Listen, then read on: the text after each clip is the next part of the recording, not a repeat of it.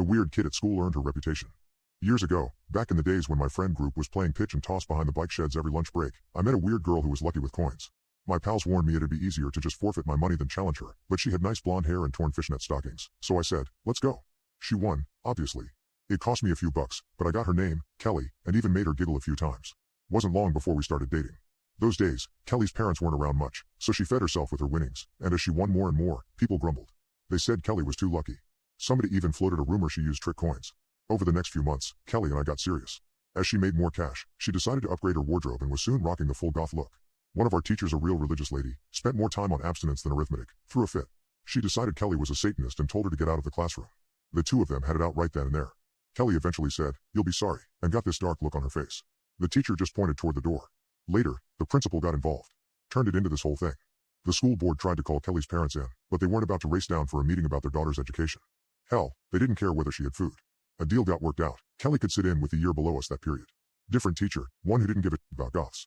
Everyone was happy. Until 5 days later. Our gang was chilling at the skate park when a guy from school ran up and said, "Did you hear? Religious teacher died in a car accident." 2 little kids saw the whole thing, although they were too young to understand what actually happened. They just said, "A lady flew through the air like Superman." Everyone got really quiet.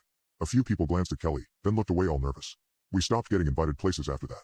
People started scribbling on her locker, whispering behind her back. There was talk her parents joined a weird cult back in the 80s, and our classmates agreed the apple doesn't fall far from the tree. One day Kelly was in the bathroom and this older girl, Sandra, started it. She called Kelly a freak, pulled her hair, and bloodied her lip. Kelly gave Sandra this look like she was staring a hole through her head. Like she was casting a spell, someone commented later. People asked Sandra whether she was scared Kelly might use witchcraft to get revenge. Sandra said no. Magic isn't real. Kelly's just a freak. But a few days later, Sandra's gut started to hurt. She went to the school nurse, who rushed her to the hospital, where she underwent an emergency operation that the surgeon botched. One tiny mistake, a simple slip of the wrist, and Sandra never made it to prom. After that, nobody rode in Kelly's locker. One evening, she broke down and said, "Those horrible things weren't my fault. I don't know magic or witchcraft or any of that stuff. I just get lucky sometimes." I bought a bouquet of Kelly's favorite flower posies and told her I knew she wasn't to blame, and that nothing had changed between us. We both said "I love you" for the first time and then kissed. It was a really sweet moment. A few years went by. We both graduated and moved away from our hometown to attend college. And all the while, we had these little blessings. 10 seconds after our car broke down on a cross-country road trip, a mechanic pulled up and fixed it on the spot, free of charge. Anytime we walked into a fancy restaurant, the host would say, "A table just opened up, come right this way." Shortly after graduation, Kelly gifted me an envelope. An early birthday present. There were 2 tickets to Vegas inside. We rolled into town and started with the slots, then we played craps, roulette, and blackjack. The chips piled up. We cashed out, checked into the luxury suite at a 5-star hotel, then went shopping. On day 2, Kelly was in a form-hugging red dress and diamond earrings. I was rocking a $5,000 suit. By the end of the night, we could barely carry our winnings. Kelly's luck afforded us a comfortable lifestyle and even paid for a fancy wedding which her parents skipped, but nevertheless, the good times rolled, and it felt like they'd never end. Until 5 years later, when they suddenly did. Kelly and I started getting into petty arguments. Those petty arguments soon escalated. We jumped from "what should we watch on Netflix?" to "when are we going to start having kids?" in less than 5 minutes.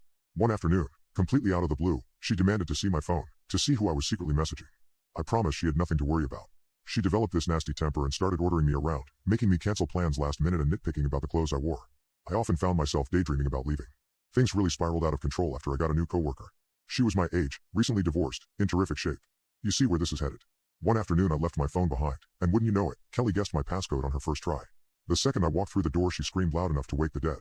Kelly was pissed. I goofed up big time. She told me to leave and gave me a look. I practically skipped out the door, happy to put our festering carcass of marriage behind me. Oh sure, it meant the end of all the little blessings I enjoyed while around Kelly, but that was a small price to pay for my freedom. On my first night in a cheap motel, while I was lying in bed, a sewage pipe burst in the ceiling, causing chunky, gravy-colored water to spray over my face. On day 2 a crow crashed through the window, flopped around with one twisted wing, then died right on top of my left shoe. I began to suspect my string of bad luck wasn't a coincidence. I suddenly developed this cough, and then one morning I rolled out of bed and spat a thick rope of blood. I rushed to the hospital for scans and tests, then a doctor came in to break the grim news. It was cancer. I needed a risky operation, pronto. I asked the doctor what my odds of survival were. He sighed and said, 50 to 50. The operation got the go-ahead, but I had just enough time to settle my affairs. Needing all the good luck I could get, I rushed out to the florist, bought a bouquet of posies, and sat out in the rain waiting for Kelly. She pulled up in a silver Mercedes. Turns out, right around the time I was sitting in a hospital gown waiting for a scan, she'd entered a radio contest and won. At that moment, a light bulb went off. Kelly's good luck wasn't a coincidence, she siphoned it. Throughout all the charmed years we'd spent together, we'd probably left a string of minor misfortune in our wake. And anybody who really pissed her off sure paid the price. I pictured a young Kelly arguing with her parents over bedtime, or whether she could have cookies for dinner. And after every temper tantrum, they'd stumble from one disaster into another. No wonder the pair of them cut ties with her. Now my good luck was gone. Evaporated. And I really, really needed it back. I got down on my knees, clasped my hands together, and said, "Babe, I want you back. I'm so sorry. I'm a stupid fuck and you did absolutely nothing wrong. Please forgive me. I'll do anything." I buried my head in her waist and sobbed. Kelly folded her arms, tilted her head to the side, and got this look on her face like she was mulling it over.